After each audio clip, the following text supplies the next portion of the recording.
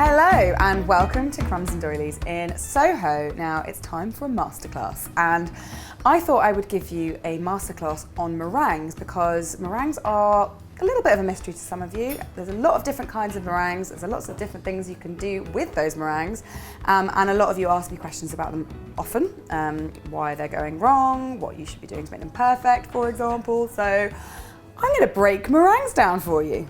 So before I start telling you how to make meringues, I am going to tell you a little bit about why meringues even happen. So egg whites are made up of mostly water, 90% water, and 10% proteins, but the proteins are made up of amino acids, and some of those amino acids love water and some of them hate water. And when you whisk them up together, what they're doing is the different water-loving and water-hating amino acids are kind of gravitating towards different parts of the foam. So the water-hating ones go towards the air bubbles and coat the air bubbles because they're trying to get away from the water, which means that you can whisk up eggs and it gets sort of tighter and stronger. There are things that you can do to make your meringues more stable, of course, and I'll go into that a little bit more. But to start with, there's a few basic rules on making meringues to avoid all catastrophes. So the first thing is make sure your hands and your equipment and anything that's going to come into contact with the egg white is completely clean and grease-free. The reason being is that grease, and that includes egg yolk, which do have like fat in them, stop the amino acids from clinging onto the bubbles, so they'll just basically make the bubbles pop. So if there's any egg yolk in any of your egg whites, that is an absolute disaster. Get rid of those egg whites before you start whisking, otherwise it might work, but it might take forever, or it might just not work at all. So clean bowl, clean whisk, clean hands if you're using your hands to separate the egg whites. And what I like to do is actually clean my bowl again with a bit of vinegar. So I just use a splash of vinegar and rub it around all the bowls I'm using and the whisk. In addition to making sure all your bits and bobs are clean, I would highly recommend using metal bowls or glass bowls for your meringue rather than plastic, because plastic has a tendency to retain a bit of grease even after you've washed them, whereas metal and glass are a lot easier to clean and make completely grease-free. And the next rule of thumb is to always use room temperature eggs, and even eggs that aren't like super duper fresh as well, because when they're cold or when they're super fresh, the proteins are really bound up and they're really, really tight. So it'll take a bit longer to whisk them, which may mean that it'll take longer for the proteins to break down, which may mean you might overbeat them. You don't want that. So I'm going to be focusing on French meringues, but I'm going to be talking about the three different kinds of meringues. So French meringue, Swiss meringue, and Italian meringue, and what you can do with all of those things. But I am going to focus on French meringue because I think that is the best one. So with French meringues, the basic rule of thumb in terms of ingredients is 2-to-1 sugar to egg. So that means you're going to need to invest in a pair of inexpensive electronic scales, like I keep telling you. So if you haven't yet, this is your moment, because if you want to make perfect meringues, and well, just perfect anything, you should definitely get some electronic scales, guys, because you're going to need to weigh your egg whites. So I'm going to start by weighing 3 large egg whites, which I'm going to separate, and I'm going to separate them using the shells rather than my hands, just in case I've got any residual grease on my hands.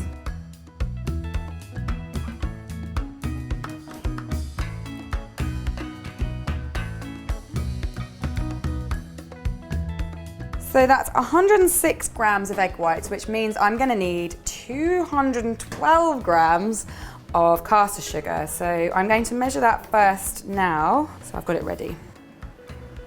Right, so that's 212. I'm going to put that to one side because we don't want to add that now. What we are going to do is start the mixing process. So another good rule of thumb is to start the whisking of your egg whites slowly rather than just kind of straight away doing it really fast, because what you want to do is just sort of tease out those proteins and help them to unfurl, so that then they kind of do their thing in a much more structurally sound way. And another thing that I recommend with making meringues, it's not 100% essential, but it will help, is stabilizing them by using a little bit of cream of tartar. If you don't have cream of tartar, you can use a little bit of lemon juice or vinegar. It's essentially adding an acid, which is going to neutralize things and just help the proteins do their thing. So I'm going to add like 1/8 of a teaspoon now before I start whisking.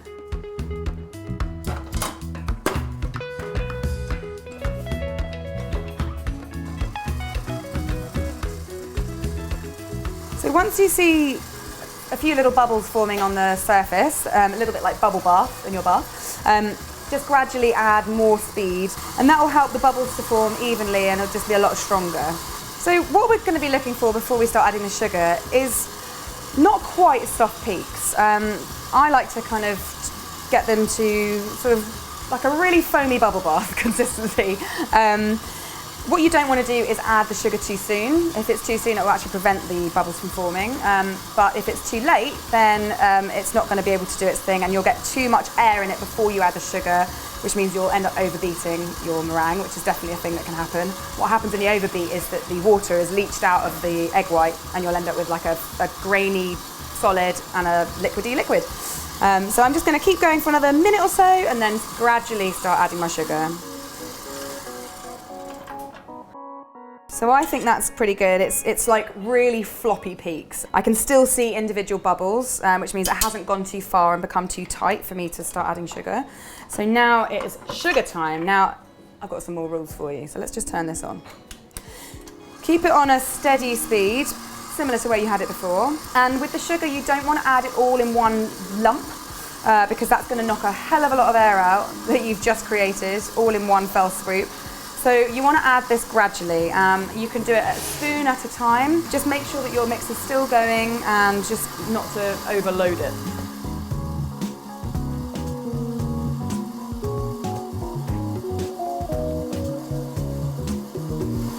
So what the sugar is doing is it's going to encourage the amino acids to split off into their water-hating and water-loving different parts, and the water-hating ones to wrap around those air bubbles, which are going to get smaller and smaller as the whisk goes through it, meaning that you'll end up with a nice structured, tight air bubbles and a much, much more stable meringue. And also it makes it taste a lot better than just plain old egg whites. And that's what happens when the egg white is turning glossy. I'm going to turn it up a little bit as well, because I need to start adding more sort of volume. So I'm going to let that whisk for a few minutes. That's how long it takes for the sugar to all dissolve. And one of the worst things you can do is to stop mixing too soon and have granules of sugar left in the mix, because what will happen is you can bake them and they'll be just fine, but over time the water will be attracted to the granules of sugar, and then your meringues will start weakening. And if you've ever experienced that, that's what's happening. So you want to make sure that all your grains of sugar are completely dissolved and incorporated in the rest of the meringue. So this has been going for about 8 minutes now, and I think it's nearly ready, but before I take it off, I'm going to add a little bit of flavouring, so just a pinch of salt and a little bit of vanilla extract. All right, all my flavourings have mixed in. I'm just going to test it just to make sure that my sugar has dissolved. I'm just going to do that by rubbing a little bit between my thumb and forefinger, and that is fine. So I am going to declare this meringue ready. Well, not quite ready, because we need to bake this, of course. Because with French meringue, this isn't the kind of meringue that you would want to top a tart with and toast, for example. Not only because the egg whites are obviously completely raw, but because it's just not going to be as stable as some of the other meringues we're going to do later. This one works way better for cooked meringues. So get it all off your whisk. You don't want to waste any of it. And then you're going to do whatever you feel with the meringues. So you could pile them up in sort of little small nests. You could spoon them on to make a big pavlova. You can even stir things like cocoa powder or maybe even raspberry goo before you bake them to make sort of chocolate or raspberry flavoured ones. Or you can do little meringue kisses, which is what I'm going to do. It's very, very straightforward. I'm going to start by preparing my piping bag. So I've got a nice big piping bag, and this has got a big fat round nozzle on the end. So you can actually colour French meringue as well. You can colour it all the way through, and we're going to be doing a Tuesday tips on how to colour your meringue. But you can also kind of cheat when you use a piping bag. You can colour your meringues on the outside only by using colour paste and gels inside your bag. So I have a variety of colours here on my palette, and I'm going to use a paintbrush to just paint stripes of each colour inside my piping bag.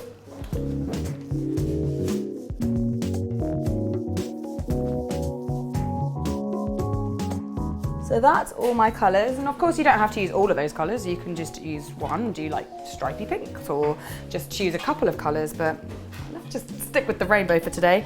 And then you just want to put all your meringue into your piping bag.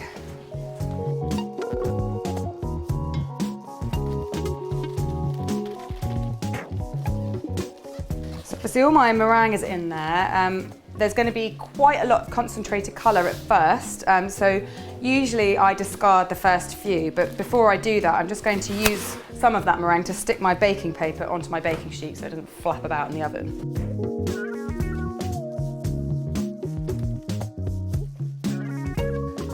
And then just squirt out some of your meringue. It's a small sacrifice because you don't want to have really, really food colouring-y meringues.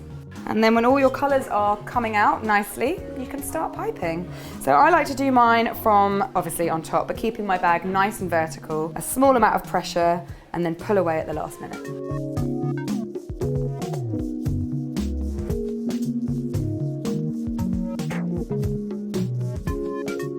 So that's all my little meringue kisses piped out, and I'm going to bake these now, obviously. And whether you're doing little meringue kisses or slightly bigger piled up nests, you want to bake these low and slow, and that will help the water to evaporate slowly and to prevent the meringues from burning. And it will end up with a nice kind of crispy outer shell and a sort of soft mallowy inside. And I'm going to bake them for 40 minutes initially. If you're doing a slightly bigger meringue, you might want to do them for a bit longer. The way that you test whether they're ready is when the 40 minutes is up, just pick up one of the meringues, and if it comes off the baking paper nice and cleanly, then it's ready. But it doesn't stop there, because what you then want to do is to turn the oven off and leave all your meringues in there to cool down really slowly, and that will help to prevent any cracking. So in they go.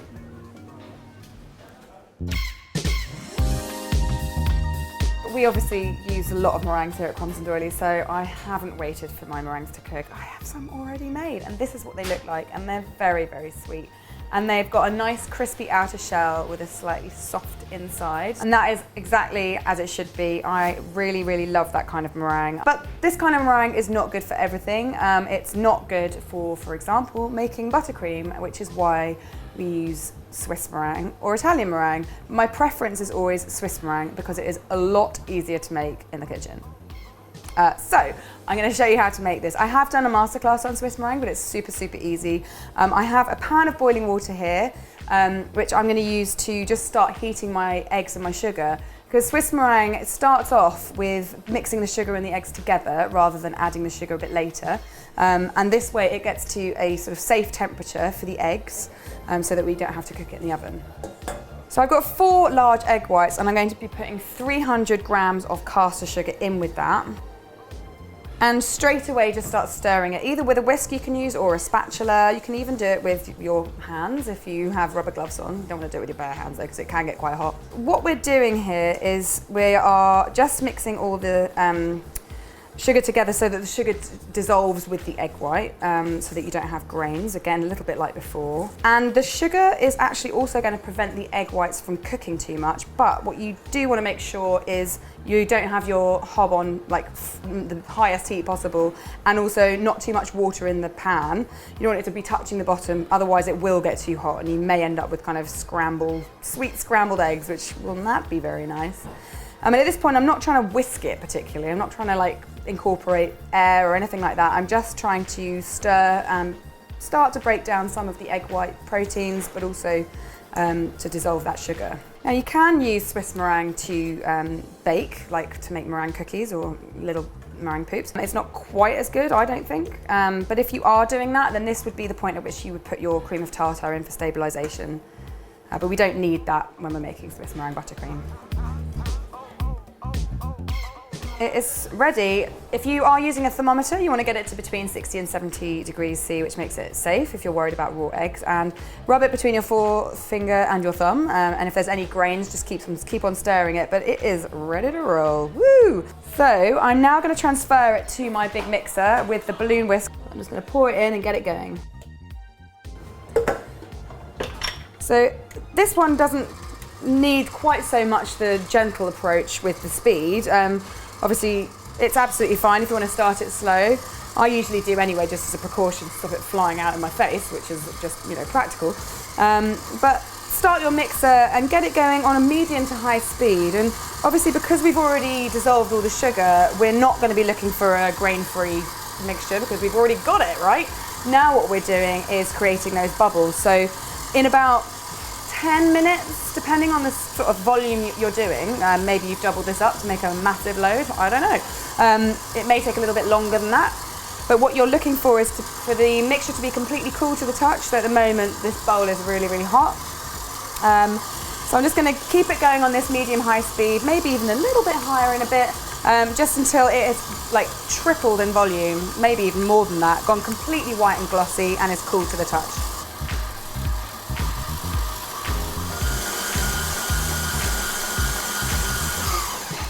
Okay, so this is nice and cool to the touch. And you'll see that it is much glossier at this point than the French, and it's much kind of gooier as well. And you can use this for making meringues and baking them. You bake them at the same temperature for the same amount of time. And it's completely up to personal preference. I actually don't like the result that you get. They tend to bake quite sort of chalky and dry, which isn't what I like. I like a sort of crispy and fluffy. Crispy on the outside, fluffy on the inside, and these tend to go a little bit kind of like dry. But if that's your thing, go right ahead. But I'm going to carry on with making my Swiss meringue buttercream, and that means I need to add some butter right now. So let's get all this back on the machine, and I'm going to get the machine back on medium to high speed again, and I'm going to start adding my butter. And I've got 400 grams of super duper soft butter, which I'm going to add bit by bit. Now obviously if your sugar and egg mixture is still warm, or God forbid hot, and obviously your butter is going to melt at this point, so it is really important to get it to, you know, a sort of coolish room temperature. And a few people struggle with the temperature and, you know, avoiding a sloppiness, and it may well be that at some point in this procedure your buttercream is going to look like a real soupy mess, especially if you're living in a hot country or something like that. Don't worry though, once all your butter's in, you can just blast it with some extra speed on the mixer, or even if you're really worried and if you're in a really hot country, you can whack it in the fridge for a little while just to cool down a bit, but it usually comes back and ends up just fine. All right, so that's all my butter in, and it's starting to look lovely and fluffy and much more like buttercream now.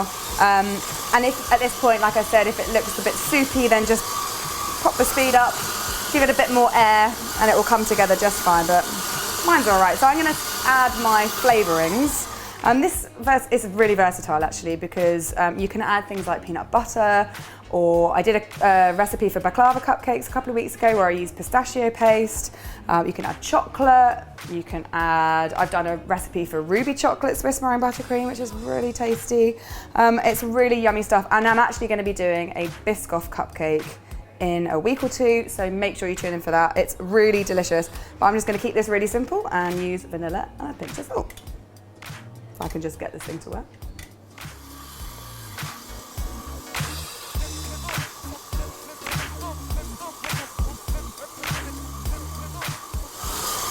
And that is my Swiss meringue buttercream all ready, and it is lovely and silky smooth. So perfect for decorating cupcakes, bigger cakes. It's really nice to decorate layer cakes with because it is so smooth, and you know, because it tastes really, really yummy. And that will keep for about 3 days at room temperature, maybe 4. If you want to put it in the fridge, if you're in a super duper hot country, then put it in the fridge, but make sure you bring it back to room temperature before you use it, and give it a good kind of whipping with your mixer just to smooth it out. But this is one of my all-time favorite buttercreams and the best way of using Swiss meringue. So we've done the French meringue, which is best for actual meringues. We've done the Swiss meringue, which is best for buttercream. Now we're going to move on to Italian meringue, which is the best for blowtorching, which is my favorite thing to do, in case you hadn't heard. You can actually do blowtorching and toppings with Swiss meringue, so you would just use it before you put the butter in. You would maybe cover your lemon meringue pie with it or whatever, and then blowtorch it. or not if you don't want to, but it has a tendency to weep and it's just not quite as stable as Italian meringue. So this really is the daddy of all meringues if you want a blowtorch and top your amazing pie or cupcakes. I've done heaps of recipes with Italian meringue, so the Biscoff s'mores brownie, the s'mores cupcakes, what else? Salted caramel party pie, chocolate pie, that was delicious. So there's tons of recipes on my channel that you can use this for, so it's really super simple.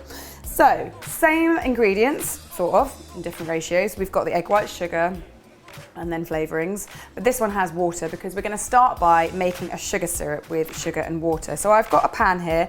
I'm going to put 480 grams of caster sugar in, and then I'm going to add 150 milliliters of water and just give that a little shuffle. And then over a medium-low heat, we're gonna get that going, bubbling away to make a sugar syrup. And the first stage of this is to get it to 110 degrees C. And it's really important to use a thermometer at this point because sticking your finger in it is not gonna work.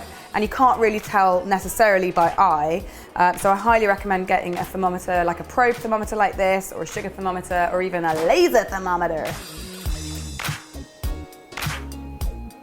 Okay, so it's reached 110 degrees C. This is the time I'm gonna start my egg whites. So I'm gonna put them into my mixer, which obviously I've cleaned and has the balloon whisk attachment as per usual.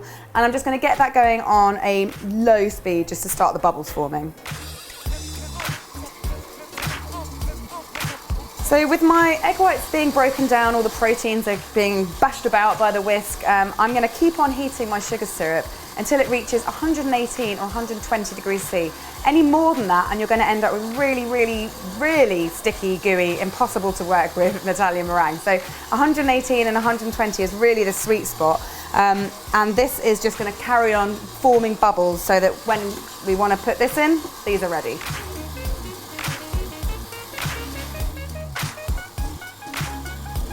So we're nearly there, and what 118 degrees, 120 degrees is softball stage, which is what is going to make this meringue really, really stable.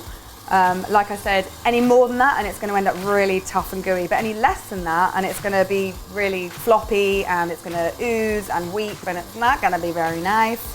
But we are at 118 and my egg whites are at a very floppy stage, so they're not quite at soft peak, but they have a lot of nice bubbles which are starting to form. So now is the time to add the sugar syrup to the eggs, and this happens very, very slowly and carefully down the side of the bowl, avoiding the whisk at all costs. So the reason I'm not pouring it directly onto the whisk is because the whisk is moving incredibly fast and this is incredibly hot stuff. So A, you don't want it to fly in your face, and B, if you hit the whisk, it's just going to help, it's just going to spin the sugar syrup all over the side of the bowl, which is not where you want it. You want it in the meringue. So that's all my syrup in, and my whisk is now going around at a medium to high speed, and this is very, very hot. So just like with the Swiss meringue, I'm going to keep it going until it is hand cool. So it's super hot. I don't want to touch that. So this will take about 10 minutes, and it's already really fluffed up. It's gone like triple the volume.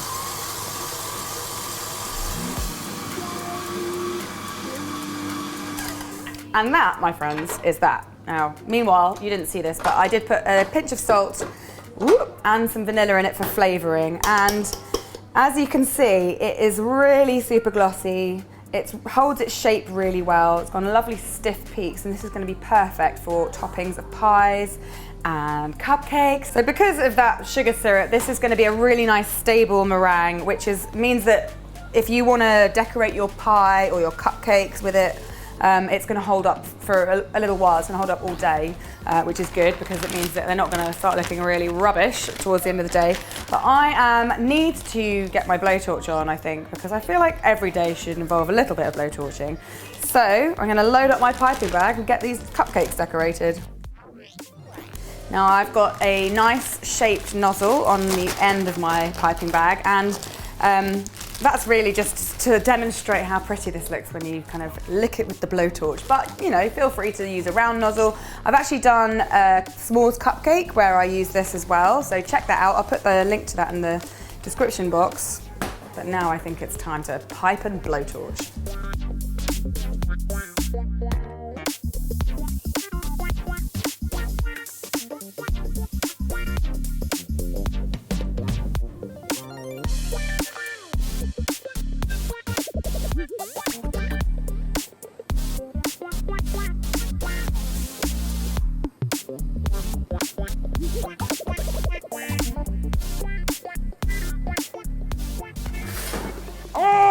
so much.